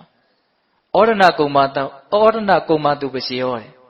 ထမင်းမုံရုံမုံအစရှိတဲ့ဒီအစာအာဟာရကိုအကြောင်းပြုပြီးတော့ကြီးထွားလာတာဟုတ်လားပြီးတော့ဗာပြောတော့အနိစ္စစာရဏပရိမတ္တနာဘေဒနာဝိဒန္တနာဓမ္မောတဲ့မတည်မြဲတဲ့သဘောအမြဲတမ်းဆုံးနေပေးရတဲ့သဘောပြီးတော့လည်းပဲဘာဖြစ်သွားတော့နော်ပျက်စီးသွားတဲ့သဘောဖျုတ်ဖျဲဖောက်ပြန်သွားတဲ့သဘောရှိတဲ့ဒီယုတ်ကာယကြီးနော်ယုတ်ကာယကြီးကိုအဲ့လိုအဓိပ္ပာယ်လေးနဲ့ဖွင့်ပြီးတော့ပြောတာနော်တကြီးလေးပါးရဲ့အဆူဝေးနော်အမေဖေရဲ့သွေးသားကိုအမိပြုပြီးတော့ဖြစ်လာတဲ့နော်အာဟာရဓာတ်ကိုအကြောင်းပြုပြီးတော့ကြည်ထွားလာတဲ့နော်မတည်မြဲတဲ့သဘောအမြဲတမ်းဆုံးနေပေးရတဲ့သဘောဟုတ်လားနင်းနှိပ်ပေးရတဲ့သဘောဒီလိုလုပ်နေတဲ့ကြားတွေကပဲနော်ပျက်စီးဖောက်ပြန်သွားတဲ့သဘောရှိတဲ့ဒီယုတ်ကာယကြီးရဲ့အပေါ်မှာတဲ့ဘယ်လိုမျိုးမှန်မှန်ကန်ကန်နော်ရှုတဲ့တယ်လေမြင်တဲ့တယ်လေဆိုလို့ရှိရင်မြတ်စွာဘုရားအဲ့ဒီမှာ7မျိုးတောင်ဟောတယ်အနိစ္စတော့ဒုက္ခတော့အနိစ္စတော့မမြဲသောအဖြစ်သမတုပတ္တိတဘောရှုရမယ်တဲ့နော်ဒီယုတ်ကာယကြီးကိုမတည်မြဲတဲ့သဘောလို့မြင်အောင်ကြည့်ရမယ်ဒုက္ခတော့ဒါအကောင်းမဟုတ်တဲ့သဘာဝကြီးလို့မြင်အောင်ကြည့်ရမယ်နော်ရောဂတော့တဲ့ဒါယောဂရဲ့အစုအပုံကြီးများတာဖြစ်တယ်လို့မြင်အောင်ကြည့်ရမယ်တဲ့နော်ဂန္ဓတော့တဲ့ဒါဟာအိုင်းအမာကြီးတစ်ခုနော်အနာဆိုးကြီးတစ်ခုလို့မြင်အောင်ကြည့်ရမယ်တဲ့နော်အနာပေါက်မှအနာဆိုးဖြစ်တယ်လို့မထင်နဲ့နော်ဒီကိုယ်လုံးကပါတော့အနာဆိုးကြီးလို့မြတ်စွာဘုရားဟောတယ်ဂန္ဓဆိုတာအိုင်းအမာသွေးတန်တရေရဲနဲ့နော်ဦးဇင်းတို့အခုကင်ဆာယောဂမျိုးလိုပေါ့ဟုတ်လားအနာတုံးကြီးလို့မှတ်ရမယ်တန်လှတော်တယ်မြားဆူးနေတယ်လို့ညောင်ဆူးနေတယ်လို့သဘောထားပြီးတော့တရားကိုနားလေရမယ်တဲ့အခတော်တယ်ဆင်းရဲအစုအပုံကြီးလို့ဒါကိုသိအောင်မြင်အောင်ကြိုးစားရမယ်တဲ့အာဘာဒတော်တယ်အမျိုးမျိုးသောအနာယောဂါတို့ရဲ့စုရလို့နားလေရမယ်တဲ့နော်ဒါလည်းမကောက်မြတ်စွာဘုရားဗာဆက်ပြီးတော့ပြောတော့ပရတော်တဲ့ဒစိမ့်ပြင်ပလို့သဘောထားပြီးတော့ဒါကိုရှုဆင်ញင်တဲ့ရမယ်နော်အတွင်းသားမထားရဘူးပေါ့နော်ဒါဟာဒစိမ့်ပြင်ပသဘာဝတရားလို့အဲ့လိုမျိုးဒစိမ့်ဆန်ဆန်လူငယ်တွေနားလည်အောင်ပြောရတော့အဲ့လိုမျိုးသဘောထားရမယ်တေခန္ဓာရဲ့ပုံမှာနော်ပါလောကတော်တယ်ပျက်စီးသွားမဲ့သဘာဝလို့ဒါကိုရှုမှတ်ရမယ်ဆင်ခြင်ရမယ်နော်ပြောပုံအများကြီးပဲနော်ပြီးတော့ဗာပြောတော့သုံညတော်တယ်အနှစ်သာရကင်းမဲ့တဲ့သဘောအနေနဲ့ဒါကိုရှုရမယ်မြင်ရမယ်အနတ္တတော်တယ်ဒါဟာအတ္တငါဆိုတာမဟုတ်သူဆိုတာမဟုတ်ပုဂ္ဂိုလ်တ attva ဆိုတာမဟုတ်သဘာဝတရားတက်တက်လို့နော်အနှစ်သာရကင်းမဲ့တဲ့အနတ္တအနေနဲ့လည်းပဲရှုမှတ်ရမယ်လို့7မျိုးတောင်ပြောတယ် နော်ဒီယုတ်ခန္ဓာကိုယ်ကြီးကိုအရင်ပြောတာနော်ဟုတ်လားပရိယာဝတ္တိဇောဝါယောဓာတ်ကြီး၄ပါးနဲ့အခြေခံတည်ဆောက်ထားတဲ့အမေဖေရဲ့သွေးသားကိုအမိပြုတ်ပြီးတော့ဖြစ်လာတဲ့အာဟာရကိုအမိပြုတ်ပြီးတော့ကြီးထွားလာတဲ့နော်အမြဲတမ်းစုပ်နေပုတ်တက်ပြီးတော့နော်ပေးနေရပြီမယ်လို့လည်းပဲပြီးတော့လည်းပဲပေါက်ပြန်ပျက်စီးသွားတတ်တဲ့ဒီသဘာဝတရားကြီးကိုအဲ့လို17မျိုးသောနိလန်းတို့ဖြင့်မြင်အောင်ကြိုးစားရမယ်တဲ့နေစာတော့ဒုက္ခတော့ဟုတ်လားနော်ဒါတွေကိုဒကာမတို့ဦးဇင်းတို့အသေးစိတ်အကုန်လုံးမှတ်နိုင်ရင်တော့အလွန်ကောင်းမယ်ပေါ့နော်17မျိုးတောင်မြတ်စွာဘုရားဟောတာဟုတ်လားအဲ့လိုဦးဇင်းတို့ရုပ်ပိုင်းဆိုင်ရာကိုရှုမှတ်ပွားများရမယ်လို့ဟောပြီးတဲ့နောက်မှာမြတ်စွာဘုရားဘာကိုထပ်ပြီးတော့ဟောတော့ဝေဒနာကိုဟောတယ်နော်စိတ်ဝင်စားစရာကောင်းတယ်လို့ဦးဇင်းကထင်တယ်နော်ဒါတရားဘာဝနာကိုစိတ်ဝင်စားတဲ့ပုဂ္ဂိုလ်တွေအတွက်ပိုစိတ်ဝင်စားတယ်ကောင်းတယ်ရှင်သာရိပုတ္တရာယန္တာဖြစ်တဲ့တုတ်တန်ဆိုတော့စိတ်ထဲမှာအမှတ်ထင်နေလေမှတ်စေခြင်းတယ်ပေါ့နော်ဝေဒနာတွေကိုမြတ်စွာဘုရားဘယ်လိုဟောတော့ဆိုတော့အလွန်ရိုးရိုးရှင်းရှင်းဟောတယ်အဲ့ဒီတုတ်တန်မှာအဂိဝတ္တာတဲ့ခံစားမှုဝေဒနာဟာ၃မျိုးရှိတယ်တဲ့ဒုက္ခရဲ့ဒုက္ခရဲ့အဒုက္ခမဒုက္ခရဲ့ဒုက္ခဆိုတာချမ်းသာတဲ့သဘောဒုက္ခဆိုတာဆင်းရဲတဲ့သဘောအဒုက္ခမဒုက္ခဆိုတာချမ်းသာတာလည်းမဟုတ်ဆင်းရဲတာလည်းမဟုတ်ချမ်းသာတယ်လို့လည်းမထင်ရှားဘူးဆင်းရဲတယ်လို့လည်းမထင်ရှားဘူးဝေဒနာဘယ်နှမျိုးတော့၃မျိုးဒုက္ခရဲ့ဒုက္ခရဲ့အဒုက္ခမဒုက္ခအဲ့ဒါကိုဒီဝေဒနာခံစားမှုတို့ရဲ့အနိစ္စသဘာဝကိုပုံပေါ်အောင်မြတ်စွာဘုရားဘယ်လိုရှင်းပြလဲဆိုတော့အဂိဝတ္တာတဲ့ဒုက္ခဝေဒနာကိုခံစားနေတဲ့အချိန်မှာဒုက္ခဝေဒနာမရှိဘူးတဲ့အဒုက္ခမဒုက္ခဝေဒနာလည်းမရှိဘူးတဲ့တေချာနားထောင်နော်ဒုက္ခဝေဒနာခံစားနေတဲ့အချိန်မှာဒုက္ခလည်းမရှိဘူးအဒုက္ခမဒုက္ခလည်းမရှိဘူးဒုက္ခလေးတက်တက်ကိုပဲခံစားနေတာတဲ့တခါဒုက္ခဝေဒနာကိုခံစားနေတဲ့အချိန်မှာဒုက္ခဝေဒနာမရှိဘူးအဒုက္ခမဒုက္ခဝေဒနာမရှိဘူးဒုက္ခဝေဒနာတက်တက်ကိုပဲခံစားနေတာအဒုက္ခမဒုက္ခဝေဒနာကိုခံစားတဲ့အချိန်မှာလည်းပဲဒုက္ခဝေဒနာမရှိဘူးဒုက္ခဝေဒနာမရှိဘူးအဒုက္ခမဒုက္ခကိုပဲခံစားနေတာဘာလဲဆိုတော့အဲ့ဒီအချက်ကိုပဲပဲနေနေစဉ်းစားလို့ရှိရင်ဘယ်ခံစားမှုမှတည်မြဲနေတာမဟုတ်ဘူးဆိုတာကိုမသိနိုင်ဘူးလားသိနိုင်တယ်နော်ဝေဒနာတစ်မျိုးခံစားနေတယ်မှာကျန်တဲ့ဝေဒနာရှိသလားမရှိဘူးနော်ဒါကြောင့်ဆင်းရဲနေတဲ့အချိန်မှာချမ်းသာတာမရှိဘူးချမ်းသာနေတဲ့အချိန်မှာလည်းဆင်းရဲတာမရှိဘူးချမ်းသာတယ်လည်းမဟုတ်ဘူးဆင်းရဲတာလည်းမဟုတ်ဘူးဒီတိုင်းပဲပဲချမ်းသာဆင်းရဲခြင်းမှမထင်ရှားဘူးဆိုတဲ့တော့သိဖို့တောင်အလွန်ခက်တဲ့ဒီလိုအဒုက္ခမဒုက္ခဝေဒနာမျိုးဖြစ်နေတဲ့အချိန်မှာလည်းပဲချမ်းသာခြင်းလည်းမရှိဘူးဆင်းရဲခြင်းလည်းမရှိဘူးဒါကြောင့်ဘယ်ဟာတည်မြဲနေတယ်လို့မေးရင်ဘယ်ဟာမှမတည်မြဲဘူးနားလည်ဖို့လိုတယ်ဟုတ်လားဝေဒနာတို့ရဲ့မတည်မြဲပုံကိုမြတ်စွာဘုရားအဲ့လိုရိုးရိုးလေးပြောတာနော်အဲ့လိုပြောပြီးတော့မြတ်စွာဘုရားဝေဒနာကိုဘယ်လိုအဓိပ္ပာယ်ဖွင့်ပြတော့ဘယ်လိုမှန်မှန်ကန်ကန်သိအောင်လုပ်အောင်မလို့ဆိုတာကိုဆက်ပြီးတော့အမိန့်ရှိတာနော်ဒုက္ခဝေဒနာပဲဖြစ်ဖြစ်ဒုက္ခဝေဒနာပဲဖြစ်ဖြစ်အဒုက္ခမဒုက္ခဝေဒနာပဲဖြစ်ဖြစ်အနိစ္စသင်္ခတပရိစ္ဆသမုပ္ပန္နာခယဓမ္မဝေယဓမ္မဝိရာဂဓမ္မនិရောဓဓမ္မတဲ့နော်ဘယ်နှလုံးရှိသွားတော့သိချာမှတ်မယ်နော်အနိစ္စသင်္ခတနော်ပရိစ္ဆသမုပ္ပန္နာခယဓမ္မဝေယဓမ္မဝိရာဂဓမ္မនិရောဓဓမ္မ9မျိုးဟောရတယ်နော်အနိစ္စဆိုတာဘာတော့မတည်မြဲဘူးအနိစ္စမတည်မြဲတဲ့သဘောဟုတ်လားပြီးတော့ဗာပြောတော့သင်္ခတတဲ့ပြုပြင်အပ်တဲ့သဘောတဲ့နော်အကုန်လုံးအကြောင်းတရားတွေစုံလာမှဖြစ်လာတဲ့သဘောလေးသူ့စွမ်းနဲ့သူဖြစ်လာတာမဟုတ်ဘူးဟုတ်လားပြုပြင်ထားတဲ့သဘောလေးပြုပြင်အပ်တဲ့သဘောလို့အဲ့လိုလေးတော့ဘာသာပြန်တယ်ပေါ့ပြုပြင်အပ်တယ်ပရိစ္ဆသမုပ္ပန္နာဆိုတာအဲ့ဒါကျတော့ပိုရှင်းသွားတယ်ဖြစ်เสียအကြောင်းတစ်ခုကိုဆွဲပြီးတော့ဖြစ်လာတာတဲ့ဘာကိုဆွဲပြီးတော့ဖြစ်တုံးဆိုတော့အနိကဆုံးကြုံပြောရရင်တော့ဖတ်တာပေါ့နော်ဆိုကြပါစို့ခံစားမှုတွေဆိုတာကမျက်စိရဲ့အစင်းရဲ့တွေ့ကြတဲ့အခါမှာမြင်သိစိတ်ဆိုတာဖြစ်တယ်နော်အဲ့ဒီမျက်စိရဲ့အစင်းရဲ့မြင်သိစိတ်ရဲ့ဒီသုံးခုရဲ့ပေါင်းကိုဘာလို့ခေါ်တော့ဖတ်တာလို့ခေါ်တယ်နော်အဲ့ဒီဖတ်တာကြောင့်ချမ်းသာတယ်ဆင်းရဲတယ်သို့မဟုတ်ချမ်းသာခြင်းဆင်းရဲခြင်းမထင်ရှားဘူးဆိုတဲ့ဒီဝေဒနာတွေကဖြစ်လာတာအဲ့လိုပဲနားရဲ့အတန်ရဲ့ကြားသိစိတ်ရဲ့ဒီသုံးခုပေါင်းစုံတာကိုဘာခေါ်တော့ဖတ်တာအဲ့ဒီဖတ်တာကြောင့်ပဲချမ်းသာခြင်းဆင်းရဲခြင်းဆိုတာတွေဖြစ်လာတာသိချာစဉ်းစားနော်ဝေဒနာတွေဖြစ်ပွားပုံအနေအထားမြင်ရကလည်းတဆင်ဖြစ်လာတယ်ကြားရကလည်းတဆင်ဖြစ်လာတယ်အကြံဉာဏ်ပြောရရင်ဟုတ်လားအနက်နေရကနေတဆင်ဖြစ်လာတယ်အရာသာတွေစားတော့ကနေတဆင်ဝေဒနာတွေဖြစ်တယ်အတွေ့အထိတွေကနေတဆင်ဖြစ်တယ်အတွေ့အကြံတွေကနေတဆင်ဖြစ်လာတယ်ပရိစ္ဆသမုပ္ပန္နာဆိုအဲ့ဒါကိုပြောတာအကြောင်းတရားကိုဆွဲပြီးတော့ဖြစ်ပေါ်လာတာနော်အမြဲတည်ရှိနေတာမဟုတ်ဘူးအာကန္တုသဘောပေါ့ဧည့်သည်သဘောပေါ့နော်ဒါကိုပြောတော့ပရိစ္ဆသမုပ္ပန္နာအဲ့ဒီလိုဖြစ်လာတဲ့သဘာဝတရားတွေကဝေယဓမ္မနော်ခယဓမ္မကုန်ခန်းတတ်တဲ့သဘောရှိတယ်ဝေယဓမ္မပျက်စီးတတ်တဲ့သဘောရှိတယ်တဲ့ဒါကြောင့်မို့လို့ဒီဝေဒနာတရားတွေဟာဝိရာဂဓမ္မ မနှစ်သက်မဆွဲလန်းအပ်သောသဘာဝတရားများသာဖြစ်တယ်နော်လူချင်းစရာကောင်းတဲ့သဘောတွေမဟုတ်ပါဘူးဆိုတဲ့အဓိပ္ပာယ်ကိုနားလည်ရမှာနော်ဝိရာဂဓမ္မနော်နှစ်သက်စရာမဟုတ်တဲ့သဘာဝတရားတွေတဲ့ဘာဖြစ်လို့တော့ပျက်စီးသွားလို့ဟုတ်လားဘာဖြစ်လို့တော့ပျက်စီးသွားလို့နှစ်သက်စရာကောင်းတဲ့တရားတွေမဟုတ်ဘူးတဲ့និရောဓဓမ္မချုပ်ပြောက်သွားတဲ့သဘာဝတရားတွေသာဖြစ်တယ်လို့အဲ့ဒါလိုမှန်မှန်ကန်ကန်သိရမယ်မြင်ရမယ်တဲ့လူရင်းကိုမြတ်စွာဘုရားဟောတာနော်အဲ့လိုသိရမြင်မှများလို့ရှိရင်အဲ့ဒီပုဂ္ဂိုလ်ဟာဒီဝေဒနာတွေရဲ့ပုံမှာညီငွေမှုဆိုတာဖြစ်လာတယ်နော်ဆွဲမဲ့မှုကင်းမှုဆိုတာဖြစ်လာတယ်လွတ်မြောက်မှုဆိုတာဖြစ်လာတယ်ဒါအနှစ်ချုပ်လေးပြောတာပါအဲ့လိုဆိုလို့ရှိရင်ဒီပုဂ္ဂိုလ်ဟာနော်ဘာဖြစ်သွားတော့ဆိုတော့အာသောကုန်ခံယန္တာဖြစ်တယ်လို့ဆိုကြပါစို့ဟုတ်လားအဲ့လိုယန္တာဖြစ်သွားပြီဆိုလို့ရှိရင်အဲ့ဒီပုဂ္ဂိုလ်ဟာဘယ်သူနဲ့မှညှင်းခုန်တယ်ဆိုတာမရှိဘူးတဲ့လောကရဲ့ပြောရိုးပြောစဉ်အရာမို့သာပြောနေတာဘာကိုမှအမှားအဖြစ်သုံးတတ်တာလည်းမရှိဘူးတဲ့ဟောဒါလေးကအလွန်မှတ်စရာကောင်းတဲ့စကားလုံးနော်ပြောရိုးပြောစဉ်မို့ပြောတော့ပြောနေတယ်ဒါပေမဲ့သူ့ရဲ့စိတ်ထဲမှာမှားယွင်းတဲ့သုံးသပ်မှုမရှိပါဘူးတဲ့ဆရာတို့ယန္တာရှင်မြတ်တွေလည်းပဲအေးငါစီလာခဲ့ဟိုလူကဘယ်သွားမှလဲအစရှိတဲ့ပုဂ္ဂိုလ်တ attva အနေထားမျိုးတွေနဲ့ပြောတာတော့မရှိဘူးလားရှိတယ်ဒါပေမဲ့သူတို့မှာမှားယွင်းတဲ့သုံးသပ်ချက်မရှိဘူးဒါပုဂ္ဂိုလ်တ attva ဒါငါဒါသူဆိုတဲ့မှားယွင်းတဲ့သုံးသပ်ချက်ဒါကသောတာပန်ပုဂ္ဂိုလ်တောင်မရှိပါဘူးဟုတ်လားအဲ့တော့ယန္တာဖြစ်သွားပြီဆိုရင်ဘယ်သူနဲ့မှညှင်းခုန်တယ်ဆိုတာမရှိဘူ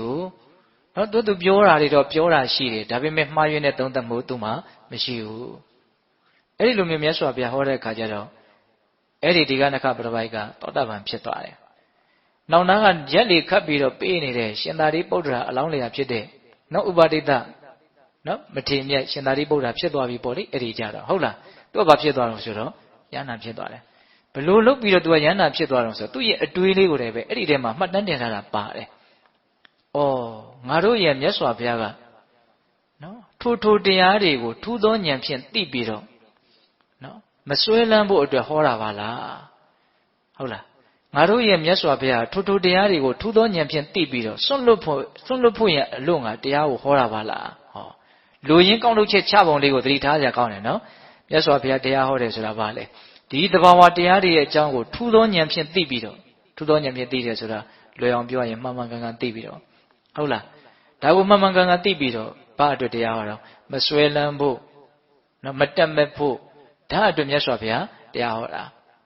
ာဒီသဘာဝတရားတွေဟာဒုက္ခတွေပဲဒါတွေကိုမစွဲလန်းမှသာလေဒီဒုက္ခတွေကလွတ်မြောက်ပဲဒါကြောင့်ဒီသဘာဝတရားတွေရဲ့အကြောင်းကိုမြတ်စွာဘုရားမှန်မှန်ကန်ကန်ထူးသောဉာဏ်ဖြင့်သိပြီးတော့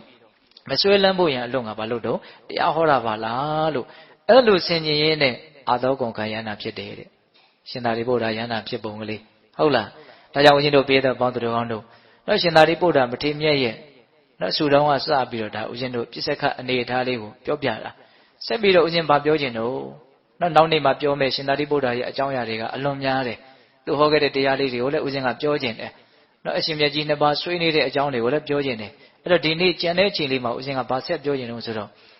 ဒီရှင်သာရိပုတ္တရာအရှင်မြတ်ကြီးဟာအလွန်တရာမှသိခံတဲ့နေရာမှာစံထားရတဲ့ပုဂ္ဂိုလ်ဖြစ်တယ်ထူးခြားတဲ့အဖြစ်အပျက်နဲ့သိခံမှုနဲ့ပတ်သက်ပြီးတော့သူ့မှာထူးခြားတဲ့မှတ်တမ်းရှိတယ်ဒါလေးကိုဦးဇင်းကဆက်ပြီးတော့ပြောခြင်းတယ်ဟုတ်လာ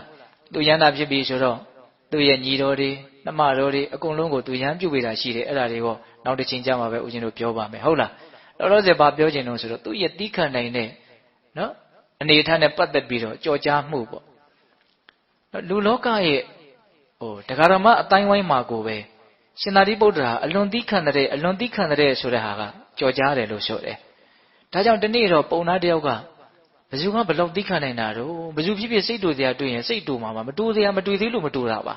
ါသူကဒါကတာမန်လူလိုပဲသူကသဘောထားတာကိုဟုတ်လားတူစရာမတွေ့သေးလို့တူတာပါကွာဘလောက်သိခံနိုင်တဲ့လူပဲဖြစ်ဖြစ်စိတ်တူအောင်တကယ်လုပ်မယ်ဆိုရင်မတူဘဲမနေပါဘူးသူကဒါသူ့အမြင်ပေါ့ဘယ်သူကမတူတာတော့ဆိုအေးရှင်သာရိပုတ္တရာတော့ဘာလို့လို့မှစိတ်မတူဘူးစိတ်တူတယ်လို့မရှိဘူးအေးအဲ့လိုဆိုလို့ရှိရင်ငါစိတ်တူအောင်လုပ်ပြမယ်တဲ့အဲ့ဒါဘာလုပ်လဲဆိုတော့အဲ့ဒီအရှင်မြတ်စွန့်ကန်ကြွလာပြီလဲဆိုတော့ဘာမပြောညာမပြောနောက်ကနေပြီးတော့အဲ့ဒါကြောကုန်းကိုလက်နဲ့သွားပြီးတော့ထုတယ်နော်ဒါပေမဲ့ရှင်သာရိပုတ္တရာအဲ့ဒါကိုလှည့်မကြည့်ဘူးတဲ့ဘာမပြောဖို့ဆိုဖို့နေနေသားသားနော်လှည့်တော့မကြည့်ဘူးဘာမှဖြစ်တယ်ဆိုတဲ့အနေအထားမျိုးမရှိတဲ့ပုံစံမျိုးနဲ့ပဲဆက်ပြီးတော့ကြွသွားတာပုံမှန်အတိုင်းပဲကြွသွားသူတော်တော်အံ့ဩသွားတယ်ဟုတ်လားဒါပေမဲ့သူ့ရဲ့စိတ်ထဲမှာတကယ်သိခံနိုင်တာကိုထုလိုက်ရင်တော့တခုခုတော့ပြန်ပြောမယ်လို့သူထင်နေတာဟုတ်လား အဲ့ဒါနဲ့ तू ကသူ့စိတ်ထဲမှာတော်တော်လေးပူလောင်သွားပြီ။အော်ငါတော့မှားပြီနဲ့တူတယ်ပေါ့။အဲ့ဒါနဲ့အရှင်ဘုရားနေပါအောင်တပည့်တော်အိမ်ကိုကြွပါအောင်။ဟာဘာဘူးလို့တော့အရှင်ဘုရားကိုစိတ်တူမလားလို့တပည့်တော်ကနောက်ကကြောကိုထုလိုက်တာ။အဲ့ဒါကိုလည်းရှင်မြတ်ကဘာမှမပြောဘူးအိမ်ကြွပါအောင်ဆိုတော့အိမ်ကြွသွားတယ်။အဲ့ဒါဆွမ်းလောင်းမဲ့သူအမြဲတမ်းအဲ့ခဏလေးတော့လူတွေကအုံလိုက်ကြီးရောက်လာတယ်အများကြီးဘာလို့ရောက်လာတော့တို့ရဲ့အရှင်မြတ်ကိုထုတဲ့လူကိုရိုက်မယ်ဆိုပြီးတော့ရောက်လာကြတယ်ဟုတ်လားရိုက်ခါတဲ့လူကဘာမှမဖြစ်ဘဲနဲ့ဘေးကလူကဖြစ်နေတာနော်အဲ့ဒါနဲ့ရှင်သာရိပုတ္တရာကအဲ့ဒီတကားလေးဟာမင်းတို့ဘာဖြစ်ကြတာတုံးဆိုတော့အရှင်မြတ်ကိုစော်ကားလို့အဲ့ဒီလူကိုကောင်းကောင်းဆုံးမမလို့ဆိုဂိုင်းဒီလူကထုတာမင်းတို့ကိုထုတာလားငါ့ကိုထုတာလားမေးတာတော့ရိုးရိုးပါပဲဟုတ်လားမင်းတို့ကိုထုလားငါ့ကိုထုတာအရှင်ဘုရားကိုထုတာပါဆိုထုခါတဲ့ငါကဘာမှမဖြစ်ဘဲနဲ့မင်းတို့ကဘာလို့ဖြစ်နေတာတော့အဲ့တော့သွားကြပါဆိုပြီးတော့နော်တောင်းပန်ပြီးတော့လှော်ရတယ်ဒါရှင်သာရိပုတ္တရာရဲ့တိက္ခမှုမှာကြော်ကြားတဲ့အပိုင်းလေးဒါကျမ်းဂန်ထဲမှာမှတ်တမ်းတင်ထားအောင်နောက်ထပ်ဦးဇင်းတို့ဒီမဟာပရိမြေကြီးတုံလှုပ်ရလောက်အောင်သူ့ရဲ့တိက္ခနိုင်စွာအဲ့ဒါကိုမှတ်တမ်းတင်ထားတာတခုရှိတယ်အဲ့ဒါကတော့ဦးဇင်းတို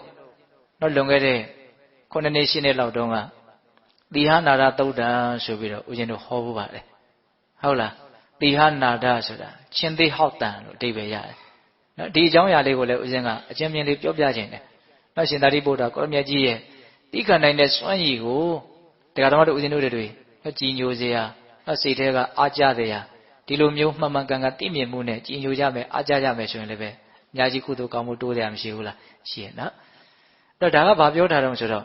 ့နော်အခါတစ်ပါးမှာနော်ရှင်သာရိပုတ္တရာကတည်င်းဝါလာကျွတ်လို့နော်ဒေသစာတွေလှည့်လည်မယ်ဆိုတော့သူ့ရဲ့နော်အချမ်းရနေနဲ့မြတ်စွာဘုရားကိုရှ िख ိုးဥချပြီးတော့နှုတ်ဆက်ပြီးတော့သူခီးထွက်တာအဲ့လိုခီးထွက်တော့အများကြီးလိုက်ပို့ကြတဲ့ယဟန်တွေရှိတယ်အဲ့ဒီလိုက်ပို့ကြတဲ့ယဟန်တွေကိုရှင်သာရိပုတ္တရာကနော်အမျိုးအနွယ်တွေခေါ်ပြီးတော့နှုတ်ဆက်တယ်တိုင်ပြန်ကြပါတော့မလိုက်ခဲ့တော့နဲ့ပြန်ကြတော့ဆိုနှုတ်ဆက်တယ်အဲ့ဒီထဲမှာယဟန်တစ်ပါးပါတယ်အဲ့ဒီယဟန်တစ်ပါးကတောင့်တနေတယ်ဘယ်လိုတောင့်တနေလဲဆိုတော့ငါ့ကိုအရှင်မြတ်ကငါ့ရဲ့အမျိုးအနွယ်လေးကိုခေါ်ပြီးတော့နှုတ်ဆက်ရင်လည်းအတိမတ်ပြုရင်လည်းကောင်းပါလို့သူကစဉ်းစားနေတာအတိမတ်ပြုတာကိုခံကျင်တယ်ဒါပေမဲ့ဖြစ်ကျင်တော့ရှင်သာရိပုတ္တရာသူ့ကိုမမြင်မိဘူးသူ့ကိုမတွေ့မိဘူးဟုတ်လားအဲ့ဒါနဲ့သူ့ကိုနှုတ်လည်းမဆက်မိဘူးနှုတ်မဆက်မိပဲနဲ့တော့ကြွမဲ့ခရီးကိုကြွသွားတဲ့ခါကျတော့ပိုးပြီးတော့တိုက်ဆိုင်တာကသင်္ကန်းရမ်းလိုက်တဲ့နေရာမှာအဲ့ဒီသင်္ကန်းကအဲ့ဒီယဟန်ကိုနည်းနည်းလေးသွားပြီးတော့ခိုင်းမိတယ်သင်္ကန်းလေးခိုင်းမိတာကဘာမှမပြောပါတော့ပါဘူးရှင်မြတ်ကသိတောင်မသိဘူးဒါပေမဲ့သူကဘာလုပ်တုံးဆိုတော့သူ့ကိုမနှုတ်ဆက်တဲ့ကိုကစသူ့စိတ်ကမကျေနပ်ဘူးအကြီးကျယ်မကျေနပ်ဘူးအတိမပြုခံကျင်တဲ့စိတ်ကလည်းအလွန်ခက်တယ်လို့ပြောရမယ်နော်ဟုတ်လားအဲ့ဒါဦးဇင်းတို့မနေ့ပြန်မှပြောမဲ့တရားထဲမှာဒီအကြောင်းအရာတွေလည်းပါလိုက်ဦးမယ်ဟုတ်လားအဲ့ဒါသူကမကျေနပ်တာကိုအခြေခံပြီးတော့သူ့ကိုသင်္ကန်းနဲ့ထိသွားတာကိုဒါအရှင်မြတ်ကိုနော်စော်ကားဖို့အတွက်သူ့မှာခိုင်လုံတဲ့အကြောင်းပြချက်ရတယ်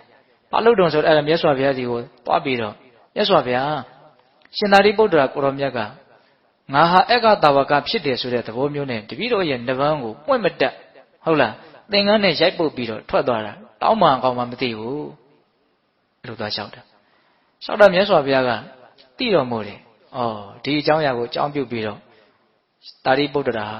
ချင်းသေးဟောက်တဲ့ကဲ့သို့ရဲတောက်နော်ချင်းသေးမွတ်တဲ့ချင်းသေးဟောက်တဲ့စကားသံတွေပြောလိမ့်မယ်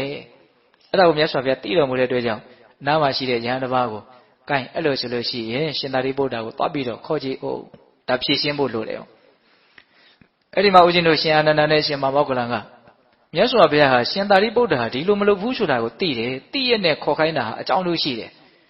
ဒါပါလေဆိုတော့ရှင်သာရိပုတ္တရာရဲ့ရဲတောက်တရားစကားသံကိုမြတ်စွာဘုရားနော်ယဟန်ပိဋကကိုသိသိခြင်းလို့တာနဲ့ခေါ်ခိုင်းတာဖြစ်တယ်ဆိုတော့သိတဲ့အတွက်ကြောင့်ကြောင်တကားတော့တွေကိုအကုန်ယူပြီးတော့အကုန်လုံးလိုက်ပြီးတော့နှိုးစော်တယ်အရှင်တို့ထွက်ကြဒီနေ့သာရိပုတ္တရာနော်ချင်းသေးဟောက်တဲ့စကားသံကိုရဲတောက်နော်မျက်ရှုပ်လိုက်မယ်အဲ့ဒီမှာယဟန်ပိဋကတွေအများကြီးစုမိသွားတယ်ဆိုတော့ကရှင်သာရိပုတ္တရာကိုဆွဆွဲတဲ့ယဟန်လည်းမြတ်စွာဘုရားနာမှာရှိတယ်အဲ့ဒါခဏနေတော့ရှင်သာရိပုတ္တရာရောက်လာတယ်ရောက်လာပြီးတော့ရှင်ဘုရားဘာလို့ခေါ်ရတာတော့ဆိုတော့ရှောက်တဲ့မြတ်စွာဘုရားကသာရိပုတ္တရာသင်ဟာဟောဒီယဟန်ကိုသင်္ကန်းနဲ့နှပန်းကိုပုတ်ခတ်ပြီးတော့ထွက်သွားတယ်ဆိုတာဟုတ်သလားအဲ့လိုမေးတဲ့အခါကျတော့ရှင်သာရိပုတ္တရာကဟုတ်တယ်လည်းမလျှောက်ဘူးမဟုတ်ဘူးလည်းမလျှောက်သူ့ရဲ့ဂုံအည်သွေးကိုပဲအဲ့ဒီမှာလျှောက်ပြတယ်တဲ့သူဟာအဲ့ဒီလိုအမျိုးအစားမဟုတ်ပါဘူးဆိုတာကိုနော်ပေါ်လွင်အောင်ပြောပြတဲ့သဘော အဲ့ဒီလိုပြောတဲ့နေရာမှာဦးဇင်းတို့စကားကိုးခွန်းပေါ့နော်ဥပမာကိုးချက်ပေးပြီးတော့ပြောတာနောက်တချို့ဥပမာတွေဆိုလို့ရှိရင်နော်ပုထုဇဉ်ယဟန်တွေအတွက်မျက်ရည်တောင်ကျတယ်လို့ဆိုတယ်တဲ့နော်အဲ့ဒီသုတ်တန်ရဲ့အဖွဲ့မှာနော်ဥဒီဥမာကိုးချက်ကိုပြောပြီးတိုင်းတစ်ချက်ပြောပြီးတိုင်းနော်မြေကြီးတစ်ခါတုံလို့တယ်လို့ဆိုတယ်တဲ့နော်သူပြောတဲ့ဥမာတွေကဘာတွေတုံးဆိုတော့အရှင်ဗျာတဲ့ဟောဒီမြေကြီးပေါ်ကိုလူတွေဟာစင်ကြယ်တာတွေကိုလည်းပြစ်ချတယ်မစင်ကြယ်တာတွေကိုလည်းပြစ်ချတယ်ကျင်ကြီးကျင်ငယ်လေးပြစ်ချတယ်နှက်တွေဘာတွေလည်းပြစ်ချတယ်တခါတလေပန်းတွေဘာတွေလည်းပဲမုံမုံမြက်မြက်ဒါတွေလည်းပြစ်ချခြင်းပြစ်ချတာဘယ်လိုအရာတွေပဲကြလာဒီမြေကြီးဟာတုံလှုပ်တဲ့သဘောရှက်နိုးတဲ့သဘောဆက်ဆုပ်တဲ့သဘောဘာမှမရှိဘူးတဲ့အဲ့ဒီလိုပဲတပည့်တော်ဟာပထဝီသမေနစိတ်ဒေနမြေကြီးနဲ့တူတဲ့စိတ်နဲ့တပည့်တော်နေပါတယ်တဲ့တတ္တဝါအားလုံးရဲ့ပုံမှာနော်အတိုင်းအတာပမာဏပြလို့မရတဲ့အကျိုးလိုလာတဲ့စိတ်နဲ့တပည့်တော်နေပါတယ်တဲ့မိမိရဲ့ရုပ်ကာယရဲ့ပုံမှာဒီကာယရဲ့သဘောကိုမှန်မှန်ကန်ကန်သိမြင်ပြီးတော့မနေကြတဲ့ပုဂ္ဂိုလ်တို့သည်သာနဲ့သူတစ်ပါးကိုစော်ကားပြီးတော့မတောင်းမှမဲထွက်သွားနိုင်မှာပါတပည့်တော်ကတော့ဒီကာယကတတတိကိုလည်းပဲစွတ်သွေးမြင့်မြတ်ထင်နေတဲ့အတွက်ကြောင့်ပြမပြီးတော့မတောင်းမှနဲ့ထွက်သွားတယ်ဆိုတာဘယ်လိုမှအကြောင်းမရှိဘူးဆိုတဲ့သဘောမျိုးပြောပြတာအဲ့ဒါနံပါတ်1ပြောတဲ့ဥမာကအဲ့ဒါပဲသူကမြေကြီးနဲ့တူတဲ့စိတ်နဲ့နေပါတယ်တဲ့ဒါလေးကဒါကမှဦးဇင်းတို့နော်ယံဖန်ယံခါလောကရန်တရားတွေနဲ့တွေ့လာတဲ့အခါမှာအမှတ်ရမိမယ်ဆိုလို့ရှိရင်သူတော်ကောင်းတို့ရဲ့လမ်းစဉ်ကဒီတိုင်းရှိတာပါလားလို့တွေးမိရင်ကိုယ်လည်းပဲသိခံနိုင်ဖို့အတွက်ဒီအကြောင်းအရာလေးကအထောက်အကူတော့မပြုတ်နိုင်ဘူးလားပြုတ်နိုင်တယ်နော်နောက်ဒုတိယပြောတဲ့စကားကဘာတော့မှတ်သားလွယ်အောင်ပဲဦးဇင်းတို့ပြောပါမယ်ဟုတ်လားမြေရေမီးလေခုစက်တိုက်ပြောမယ်နော်ရေကိုဆေးတဲ့အခါမှာစင်ကြယ်တာကိုဆေးတာလည်းရှိတယ်မစင်ကြယ်တာကိုဆေးတာလည်းရှိတယ်ဟုတ်တာပေါ့တခါတလေတနခါတွေပါလိမ့်ပြီးတော့စင်စင်ကြယ်ကြယ်လေးတွေဆေးချလိုက်တာပဲမဟုတ်လားတခါတလေနော်ကျင်ကြီးအိမ်ထဲမှာနော်အညစ်အကြေးကိုဆေးချလိုက်တာလည်းမရှိဘူးလားရှိတယ်နော်ဘယ်လိုຢာကိုပဲဆေးကြောရေမှာရှက်နိုးတယ်ဆိုတာမရှိဘူးဆက်ဆုပ်တယ်ဆိုတာမရှိဘူးနော်ငါအနှိမ့်ဆက်ခံရတာပဲဆိုတဲ့အမှတ်ရေမှာမရှိဘူးအဲ့လိုပဲတပည့်တော်ဟာရေနဲ့တူတဲ့စိတ်နဲ့နေပါတယ်ဓာတုရဲ့ဒုတိယစကားနော်စောစောကပြောသလိုအသေးစိတ်ဆက်မပြောတော့ဘူးနော်အဲ့လိုပဲဦးဇင်းတို